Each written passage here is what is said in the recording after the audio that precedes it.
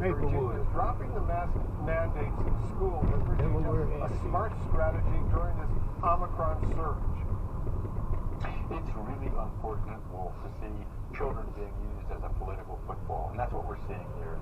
Masks are not an infringement on someone's liberty so much as an infringement on the ability of the virus to infect other people. Mask mandates are a proven way to increase mask use.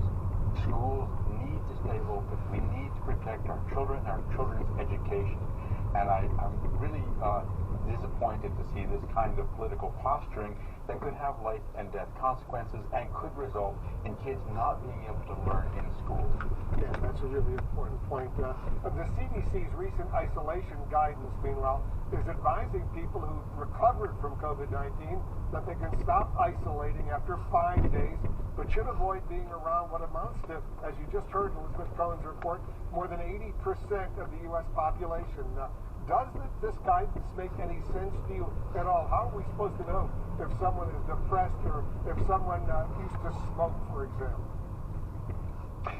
Well, it's easy to criticize, but hard to do better.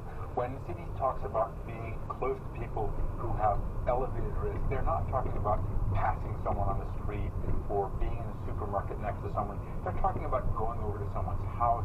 They're talking about socializing with someone at length, someone who you may have a prolonged period of sharing enclosed air with. And this is an example of CDC needing to communicate better.